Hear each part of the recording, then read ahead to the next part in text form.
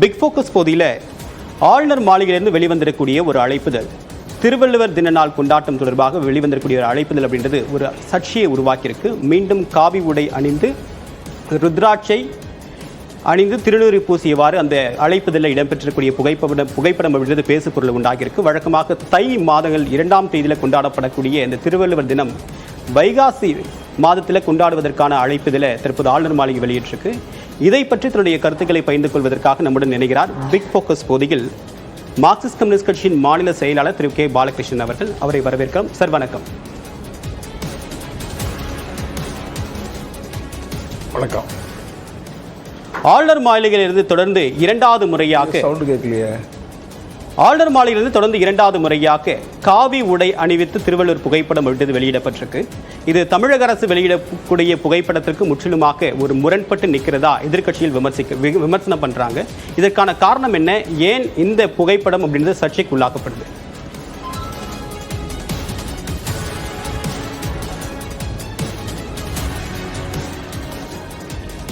ஆளுநர் மாளிகையில் திருவள்ளுவர் தின விழா கொண்டாடுகிற அப்படிப்பட்ட நிகழ்ச்சி வருகிற போது அவர் வழக்கம் போல இந்த முறையும், அதாவது ஆர்.என். ரவி வந்த பிறகு இரண்டாவது முறையாக திருவள்ளுவருக்கு காவி உடை அணிஞ்சு உத்திராட்ச மாலை போட்டு அவர் ஏதோ ஒரு இந்து மதத்தினுடைய ஆர்எஸ்எஸ்னுடைய அடிப்படை ஊழியர் மாதிரி அல்லது சேவகர் மாதிரி சிருஷ்டிப்பதை மார்க்சிஸ்ட் கம்யூனிஸ்ட் கட்சி மட்டுமல்ல ஒட்டுமொத்தமான தமிழகமே வன்மையாக நாங்கள் கண்டிக்க விரும்புகிறோம்.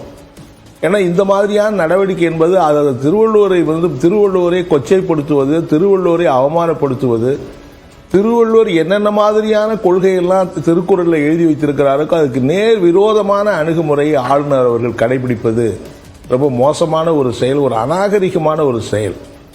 இன்னைக்கு திருவள்ளுவரும் திருக்குறளும் உலக அளவில் பாராட்டப்படக்கூடிய, உலக மறை என்று சொல்லக்கூடிய அளவுக்கு போற்றப்படுகிறது திருக்குறள்.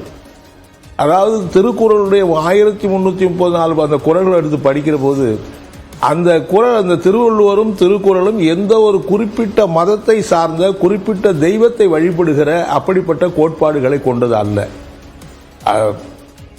இறைவணக்கம் அல்லது கடவுள் வாழ்த்து என்று சொல்லுகிற அப்படிப்பட்ட இடத்துல கூட இந்த மதம் தான், இந்த சாமி தான், இந்த கடவுள் தான் என்று அவர் சொல்லவே இல்லை. பொதுவாக இறை உணர்வை பாராட்டக்கூடிய, வழிபடக்கூடிய அப்படிதான் அவர் சொல்லியிருக்கிறார். ஆகவே அவரை போய் ஒரு இந்து மதத்தினுடைய பிரதிநிதி மாதிரி, அதுலேயும் மத வெறியை அடிப்படையாக கொண்டிருக்கிற ஆர்எஸ்எஸ் பிரதிநிதி மாதிரி ரொம்ப ஒரு வன்மையாக அவர் ஒரு ஆர்எஸ்எஸ் ஊழியர் மாதிரி இன்னைக்கு ஆளுநர் மாளிகையில், ஆளுநர் தனிப்பட்ட முறையில் எங்கேயாவது அவர் வீட்டில் வச்சுருந்தா கூட அது வேற விஷயம். ஆனால் ஆளுநர் மாளிகையில் அதுதான் அரசாங்கத்தினுடைய ஒரு வடிவ மாதிரி, அரசாங்கமே அங்கீகரிச்சிருக்கிற ஒரு படம் மாதிரி இன்னைக்கு போட்டிருப்பது என்பது வன்மையான கண்டனத்துக்குரியது. நான் என்ன சொல்றேன்னா, 2000 ஆண்டுகளுக்கு முன்னாலே பரப்போக்கும் எல்லா உயிருக்கும் சொல்லக்கூடிய ஒரு தத்துவத்தை முன்மொழிந்தவர் வள்ளுவர்.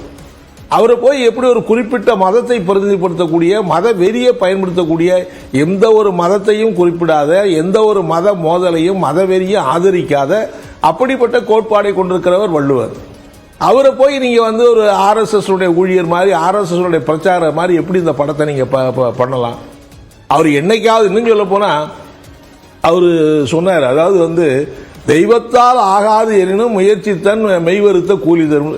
தெய்வ நம்பிக்கையை கூட அவர் எப்படி பார்த்தாருன்னா, அதை நீங்க உங்களுடைய உழைப்பால தான் ஒரு மனிதன் முன்னேறணும் அப்படின்னு சொன்னார். உழவு தொழிலை மிகப்பெரிய அளவுக்கு தூக்கி பிடித்தவர் திருவள்ளுவர். உழுதுண்டு வாழ்வாரே வாழ்வார், மற்றெல்லாம் தொழுதுண்டு பின் செல்வார்னார். நீங்க ஆர்எஸ்எஸ் என்னைக்காவது உழவு தொழிலை பாதுகாத்திருக்கா? வேளாண்மையை பாதுகாத்திருக்கா? வேளாண்மை என்பது ஒரு ஈனத்தனமான தொழில் சொன்னதுதான் ஆர்எஸ்எஸ். அப்படிப்பட்ட ஆர்எஸ்எஸ் ஆளுநருடைய அழைப்பிதழையும் ஆர்எஸ்எஸ் எப்படி தொடர்பு படுத்த முடியும்? அவர் ஒரு கான்ஸ்டிடியூஷனல் அத்தாரிட்டி. அவர் கொடுக்கக்கூடிய அழைப்பிதழ்ல சில கருத்துக்கள் அல்லது புகைப்படங்கள் முரண்பட்டு நிற்கலாம். அவரையும் ஆர்எஸ்எஸ் எப்படி தொடர்பு படுத்தலாம்? நீங்க இருக்கிற எல்லா திருவள்ளுவர் படத்தை நீங்க காவி உடையில் சிருஷ்டிப்பது என்பது எப்படி? காவி உடை யாரை பிரதிநிதித்துவப்படுத்துது? காவி உடை என்பது ஒரு குறிப்பிட்ட மதத்தை பிரதிநிதித்துவப்படுத்துது. காவி உடை என்பதை இன்னைக்கு இந்தியா பூரா பிரச்சாரப்படுத்துறது ஆர்எஸ்எஸ் அமைப்பு தான். அவங்களுடைய அதிகாரப்பூர்வமான வண்ணமாக அதுதான் சொல்லப்பட்டிருக்கு. எனவேதான் நீங்க ஆர்எஸ்எஸ் அந்த வடிவத்தில் தான் நீங்க வடிவடிக்கிறீங்க. ஏன்னா இவர் இப்ப மட்டும் இல்லை, நீங்க தமிழ்நாட்டில் இருக்கிற பல தலைவர்களை, தமிழ்நாட்டில் இருக்கிற பல தலைவர், பல தெய்வ வள்ளலாரையே இவர் என்ன சொன்னாரு? தொடர்ந்து பேசுங்க. வள்ளலாரே அவர் என்ன சொன்னாரு? சனாதனத்தினுடைய உச்சம் வள்ளலார், சனாதனத்தினுடைய உச்சம் வள்ளலார்னாரு. வைகுண்டசாமி என்ன சனாதனத்தை முழுக்க முழுக்க எதிர்த்தவர் வள்ளலாறு. சனாதனத்தை எதிர்த்து தான் அவர் சிதம்பரத்திலேருந்து வடலூர்ல போய் அமர்ந்து அங்க வந்து சத்தியஞான சபையை உருவாக்குறாரு. 6வது திருமுறையில தன்னுடைய முழுக்க முழுக்க சமூக சீர்திருத்த பகுத்தறிவு கருத்தை அழுத்தமா சொல்லியிருக்கிறாரு. அப்படிப்பட்டவரை போய் இவர் வந்து வள்ளலார் வந்து சனாதனத்தை உச்சம்னு அவரை போய் கொச்சப்படுத்துறாரு. ஐயா வைகுண்டசாமி இந்த இந்து மதத்தையும் அவருடைய கோட்பாடுகளையும் முழுக்க முழுக்க எதிர்த்து ஒரு சமூக சிந்தனையை உருவாக்குறவர் அவரை போய் சனாதனத்தை வழிபடுத்துவன்னு அவர் திரும்ப திரும்ப தமிழ்நாட்டில் இருக்கக்கூடிய இப்படிப்பட்ட முற்போக்கான, இப்படிப்பட்ட பகுத்தறிவு பிரச்சாரம், இப்படிப்பட்ட ஒரு முற்போக்கு அம்சங்களை வெளியிடக்கூடிய அப்படிப்பட்டவர்கள் எல்லாம் ஒரு காவி வண்ணம் பூசியா ஒரு RSS மாதிரி இந்து மத பிரச்சாரம் மாதிரி சிருஷ்டிப்பது என்பதுதான் ஆளுடைய தொடர்ந்த வேலையா இருக்கு. சரி, ஆளுநர் இதை தொடர்ந்து கொண்டிருக்கார். இது 2வது முறையா திருவள்ளுவர் தொடர்பாக புகைப்படம் அப்படின்னு சர்ச்சை ஏற்பட்டிருக்கு. சரி, தமிழ்நாடு ஒரு ஆன்மீக பூமி, ஒரு ஆன்மீக ஸ்தலம். திருவள்ளுவருக்கு ஒரு மத அடையாளத்தை கொடுக்கக்கூடிய ஒரு முயற்சி. இந்த முயற்சியை ஆளுநர் தொடர்ந்து கையாளுவதற்கான காரணம் என்ன? ஏன்னா எதிர்க்கட்சிகள் தொடர்ந்து விமர்சனம் முன்வைக்கிறீங்க. ஆளுநர் இதை கையில் எடுத்து பாஜக விட இதை மீண்டும் ரொம்ப வேகமாக பின்பற்றார் அப்படின்னு சொல்லிட்டு எதிர்க்கட்சிகள் சொல்றதுக்கான காரணம் என்ன? இல்ல அது மட்டும் இல்ல, இன்னைக்கு தேர்தல் நடந்து தேர்தல் விதிமுறைகள் எல்லாம் இன்னைக்கு அமுல்ல இருக்கு. இந்த தேர்தல் விதிமுறைகள்ல அமுல்ல இருந்து எல்லாமே தமிழ்நாட்டில் ஒரு விதிமுறைகளுக்கு உட்பட்டு தான் நடத்த வேண்டும் சொல்லக்கூடிய இப்படிப்பட்ட சூழ்நிலையில ஆளுநர் மாளிகை என்பது அவருடைய பர்சனல் ப்ராப்பர்ட்டி, அங்க அவருடைய சொந்த வீடு. அது வந்து ஒரு அரசாங்கத்தினுடைய அதிகாரப்பூர்வமான இல்லம் தானே, அது அரசாங்கத்தினுடைய அலுவலகம் தானே. அதுல போய் நீங்க வந்து இப்படி வந்து ஒரு காவி உடைய போட்டு குத்ராத்த மாலையை போட்டு நீங்க திருவள்ளுவர் இப்படி சிரிச்சிட்டீங்கன்னா அப்ப அரசாங்கத்தினுடைய அதிகாரப்பூர்வமான வடிவமாக தமிழ்நாட்டு மக்களோ இங்க விட்டுருங்க, உலகம் பூரா எப்படி பார்ப்பாங்க? உலக மக்கள்லாம் திருவள்ளுவரை வேற மாதிரி தானே பார்ப்பாங்க. ஆகவே திருவள்ளுவரை முழுக்க முழுக்க திருவள்ளுவரை அவமானப்படுத்துகிற, அவரை கொச்சைப்படுத்துகிற, அவருடைய கொள்கைகளை பூரா தவிடுபடியாக்கி RSS இந்து மத அந்த வெறியை உருவாக்கக்கூடிய நிலையில ஆளுநர் செயல்படுகிறார் என்பதனாலதான் இவ்வளவு தீவிரமா நம்ம வந்து அதை கண்டிக்க வேண்டிய அவசியம் இருக்கு. ஏதோ ஒரு படம் வச்சாரு வழிபட்டாருன்னா அது வேற விஷயம். ஆனா அதிகாரப்பூர்வமான ஆளுநர் மாளிகையிலிருந்து வரக்கூடிய அழைப்பு இப்படி வருது அப்படின்னா அப்ப தமிழ்நாட்டில் இருக்கிறவங்க எப்படி பார்த்தாலும் பார்க்காட்டாலும் இந்தியா பூரா திருவள்ளுவர் எப்படி பார்ப்பாங்க, உலகம் பூரா எப்படி பார்ப்பாங்க? ஆகவே உலக மறை திருமறை உலகத்துக்கே ஒரு வழிகாட்டியா இருக்கிற திருவள்ளுவர் என்பதை மாற்றி அவர் ஒரு குறிப்பிட்ட மதத்துக்கு ஒரு குறிப்பிட்ட அமைப்பை சார்ந்தவர் என்கிற முறையில் தானே பார்க்கக்கூடிய நிலைமை என்பது ஏற்படும். ஆகவே ஆளுநர் வந்து இந்த அழைப்புதல் இன்னொரு விஷயத்துக்கும் சர்ச்சைக்கு வித்திடுது. தமிழ்நாடு அரசு தரப்பிலிருந்து அதிகாரப்பூர்வமா தை 2வது நாள் தான் திருவள்ளுவர் தின நாள் கொண்டாடப்படுது, அதுதான் அரசு தினமா கொண்டாடப்படுது. பட் இப்ப ஆளுநர் விடுத்திருக்கூடிய இந்த வைகாசி அனுடம் அழைப்பு அப்படின்றது எதை குறிக்குது? திருவள்ளுவர் தினத்தையே மாற்றக்கூடிய முயற்சியா, இல்ல இந்த கொண்டாட்டம் அப்படின்றது எப்படி தனித்துவமானது நினைக்கிறீங்க?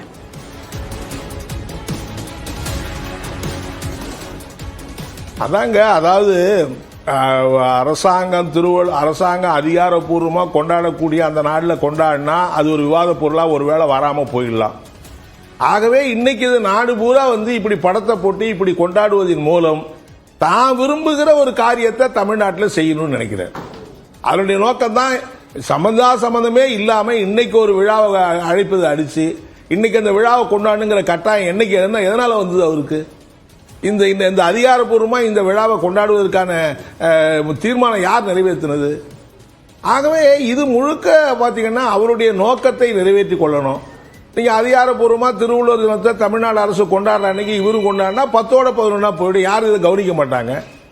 எனவே தனித்தா வந்து கொண்டாடி இப்படிதான் திருவள்ளுவர் இருக்கணும், இதைத்தான் கொண்டாடணுங்கிறது உலகத்துக்கு ஒரு திருவள்ளுவரை வந்து கரி பூசுற மாதிரி, அவருடைய முகத்துல கரி பூசுகிற மாதிரி இந்த விழாவை அவர் கொண்டாடுறார். எனவே அவர் வந்து தேர்தல் விதிகள் அமுல்ல இருந்தாலும் கூட RN ரவி தன்னை மாற்றிக்கொள்ளல, ஒரு RSS தீவிர பிரச்சாரம் என்கிற முறையில தொடர்ந்து செயல்படுறாரு. நூற்றுக்கணக்கான சம்பவங்களை நம்ம சொல்ல முடியும். அதனுடைய ஒரு வெளிப்பாடு தான் இன்னைக்கு தேர்தல் நேரத்தில் கூட எல்லா அரசியல் கட்சிகளும் அமைதியா இருக்கிற போது அவர் ஒன்னும் அமைதியா இருக்க தயங்குறாரு. எனவே இந்த போக்கு என்பதை தமிழ்நாட்டு மக்கள் அனுமதிக்க மாட்டாங்க, உலக மக்கள் அனுமதிக்க மாட்டாங்க. ஒரு மதசார்பின்மை கொள்கை வேணும் என்று வற்புறுத்துகிற இந்திய நாட்டில், அரசியல் சாசனமே சொல்லியிருக்கிற அந்த மதசார்பின்மை கொள்கை வலியுறுத்துகிற இந்த நாட்டில் திருவள்ளுவரையே இப்படி காவிமயப்படுத்துவது, RSS மயப்படுத்துகிற இந்த போக்கை தமிழ்நாட்டு மக்கள் மட்டுமல்ல, உலகத்தில் இருக்கிற நல்ல சிந்தனை உள்ள மக்கள் யாரும் ஏற்றுக்கொள்ள மாட்டார்கள். RN ரவி தன்னை போக்க வரைமா ஜூன் மாதம் 4ஆம் தேதிக்கு பிறகு நிலைமை மாறும். அப்ப நிலைமை மாறும் அப்படின்னு நீங்க நம்பிக்கை சொல்றீங்க. ஆனா தேர்தல் பிரச்சாரத்தை ஆளுநர் மாளிகையிலிருந்து தொடங்குறேன்னு தான் தமிழ்நாடு முதலமைச்சர் மு.க. ஸ்டாலின் பரப்புரையே தொடங்கினாரு. அன்று மாலை தான் பரப்புரை தொடங்கினாரு. அதற்கு பிறகு இப்ப தேர்தல் முடிவடையக்கூடிய நிலையில ஆளுநர் மீண்டும் ஒரு சர்ச்சைக்கு வித்திட்டு இருக்கிறதா நீங்க சொல்றீங்க. சோ தேர்தல் முடிவு நமக்கு சாதகமா வரும், பாஜக மீண்டும் ஆட்சியை பிடிக்கும் அப்படின்ற ஒரு நம்பிக்கை தான் இது போன்ற அணுகுமுறையை கையாள்வதற்கு காரணமா? இல்ல, அதாவது கடைசி கட்ட ஏற்கனவே நடந்திருக்கிற 5 கட்ட தேர்தலையும் அவங்களுக்கு பல இடங்கள்ல பின்னடைவு ஏற்பட்டிருக்கு. இதன் மூலம் இன்னைக்கு RSSம் பிஜேபி என்ன விரும்புறாங்கன்னா, அடுத்த கட்ட தேர்தலில் நாங்க தான் வெற்றி பெற போகிறோம் என்கிற முறையில் அழுத்தமான கருத்தை மக்கள் மத்தியில் எடுத்து சொன்னா அங்க வாக்குகளை மாற்றலாம் என்கிற முறையில் திட்டமிட்ட ஒரு முயற்சி இது. அடுத்த 2 கட்டத்திலேயாவது ஏதாவது கடைசி கட்டத்தில் இந்த உயிர் போற போது இது போற மாதிரி கத்துற மாதிரி இன்னைக்கு அவங்க இந்த நாங்க தான் வெற்றி பெறுவோம், பாஜகவுக்கு தான் வாய்ப்பு அதிகம் அப்படிங்கிற மாதிரி சொல்லுகிற ஒரு முயற்சி, அந்த அடிப்படையில் கூட இது இருக்கலாம். ஆகவே என்ன நடந்தாலும் இந்தியாவில் பெரிய மாற்றம் வராது என்பதை மீண்டும் மக்கள் மத்தியில் நிலைநிறுத்துவதற்கான ஒரு முயற்சி மேற்கொள்றாங்க. அது நிச்சயமா நடக்க போறதே கிடையாது. ஏன்னா இந்தியா பூராவிலும் இன்னைக்கு மோடியை நிராகரிக்கிற, மோடியை எதிர்க்கிற மக்கள், பல லட்சக்கணக்கான மக்கள் திரண்டிருக்கிற காட்சியை நம்மால பார்க்க முடியுது.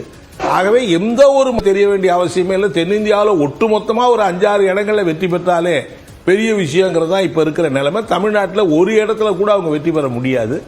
எனவே என்னதான் இவங்க அதிகாரத்தை வைத்துக் கொண்டு பிஜேபி, RSS, ஆளுநர் மற்றவங்க என்ன முயற்சி எடுத்தாலும் அது நிச்சயமா இந்த முறை தேர்தல் முடிவுகளில் அவங்க உரிய பலனை பெற போறாங்க, உரிய பதிலடியை மக்கள் கொடுக்கத்தான் போறாங்கிறது தெரியுது. சரி, உங்களுடைய கருத்துக்களை சொல்லிருக்கீங்க. இந்த தேர்தல் முடிகிற நேரத்தில், தேர்தல் நடந்துகிட்டு இருக்கிற நேரத்தில் கேரளாவில் புதிய அணை கட்டக்கூடிய முயற்சியை தடுத்து நிறுத்தணும் அப்படின்னு சொல்லிட்டு முதலமைச்சர் மு.க. ஸ்டாலின் ஒரு கடிதம் எழுதியிருக்காரு முதலமைச்சர் பினராயி விஜயனுக்கு, கேரள முதலமைச்சருக்கு. இதை பற்றி உங்களுடைய கருத்து என்ன? உண்மையான தோழமையை உறுதி செய்யணும் அப்படின்ற அந்த கடிதத்தில் குறிப்பிட்டிருக்காரு. இந்த போக்கை நீங்க எப்படி பாக்குறீங்க? இல்ல, அதாவது 2 பிரச்சனை இருக்குங்க. முல்லை பெரியார் சம்பந்தமா வந்திருக்கிற ஒரு சர்ச்சை ஒன்று இருக்கு. அங்க அமராவதியினுடைய கிளை நதியா இருக்கிற சிலந்தி நதியில ஒரு தடுப்பணை கட்டுகிற ஒரு பிரச்சனை என்பது இருக்கு. அதாவது இந்த தடுப்பணை கட்டுறதுனால ஒரு 16 கிராமங்களுக்கு மட்டும் குடிநீர் வழங்குவதற்கான ஏற்பாடு என்கிற அடிப்படையில் அரசு அந்த இதை கட்டுறாங்க. இன்னைக்கு தமிழ்நாடு அரசு பசுமை தீர்ப்பாயம் உட்பட தலையிட்டு இருக்காங்க. 2 மாநில அரசுகளும் பேசி அதில் ஒரு முடிவுக்கு வரணுங்கிறது தான். அதாவது தமிழ்நாட்டுக்கும் கேரளாவுக்கும் பல நதிநீர் சம்பந்தமான உடன்பாடுகள் நல்ல முறையில் செயல்பட்டுக்கிட்டு இருக்கு. நீங்க கோவைக்கு வரக்கூடிய குடிநீர் பிரச்சனையா இருக்கலாம், அல்லது கோவை ஈரோடு மாவட்டத்தில் 3 லட்சம் ஏக்கருக்கு பாசனம் பெறக்கூடிய PAP பிரச்சனையா இருக்கலாம். இதெல்லாம் தமிழ்நாட்டுக்கும் கேரளாவுக்கும் உடன்பாடுகள் ஏற்பட்டு சுமூகமான நிலையில் அந்த உடன்பாடுகள்லாம் அமலாக்கிக்கிட்டே இருக்கு. இதுல அந்த கிளை நதி, அது சின்ன வாய்க்கா மாதிரி ஒரு சின்ன கிளை நதி, அவ்வளவுதான்.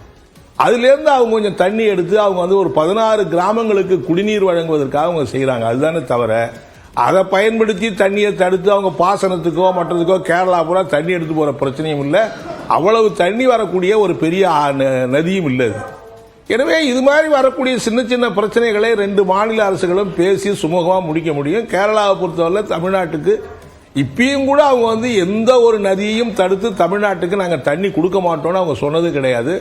வேற கர்நாடக அரசாங்கம் எப்படி பிஹேவ் பண்ணாங்க நமக்கு தெரியும். அது மாதிரியான நிலைமையில கேரளாவில் இருக்கக்கூடிய பினராயி விஜயன் அரசாங்கம் தொடர்ந்து செயல்படல. சொல்ல போனா பல நெருக்கடியான நேரங்களில் கோவைக்கு குடிநீர், சிறுவாணி திட்டத்தில் குடிநீர் வழங்கணும்னு கேட்டபோது உடனடியாக தண்ணியை திறந்து குடிநீருக்கு அங்கே சனியை வழங்கி இருக்கிற நடவடிக்கை கடந்த ஆண்டு, அதுக்கு முன்னாடி ஆண்டுலாம் செஞ்சிருக்கிறாங்க. எனவே இது 2 மாநில அரசுகளுக்குள்ள மோதுகிற மாதிரி சில எதிர்கட்சிகள் தமிழ்நாட்டில் அதிமுகவை, வேறு சில கட்சிகளை அவங்களுக்கு 2 மாநில அரசுக்கு நல்ல உறவு இருப்பதை பற்றி அவங்க கவலைப்படலை. ஒரு சுமூகமான பேச்சுவார்த்தை நாங்கிற அதிமுக 10 ஆண்டு காலத்தில் இருந்தாங்களா, என்ன சுமூகமான பிரச்சனை அன்னைக்கு அணுகலையா? இன்னைக்கு மட்டும் ஏன் அவ்வளவு கொந்தளிக்கிறாங்க அவங்க? எனவே 2 மாநிலங்களில் ஏற்படக்கூடிய அந்த பிரச்சனையை சுமூகமா பேசி தீர்க்கணும். அதுக்கான எல்லா விதமான வாய்ப்புகளும் இருக்குங்கிறது தான். எனவே இது ஏதோ அந்த தமிழ்நாட்டு கொடுக்குற தண்ணியவே தடுக்க போறாங்க, மொத்தமா தண்ணி எடுக்க போறாங்க என்றெல்லாம் சொல்லுவது பொருத்தமல்லது. எனவே அதுதான் நேற்று இந்த விவகாரத்தில் தலைமை செயலாளர் சிவதாஸ் மீனா அவசர ஆலோசனை மேற்கொண்டிருக்காரு. இது அடுத்த கட்டமா சட்ட ரீதியாக எப்படி கொண்டு போறது அப்படின்னு பேசிட்டு இருக்காங்க. சரி, உங்களுடைய கருத்துக்களை உங்களுடைய பார்வை எங்களோட பகிர்ந்துட்டீங்க. உங்களை வருகைக்கும் கருத்து பெயருக்கும் மிக்க நன்றி திரு கே. பாலகிருஷ்ணன்.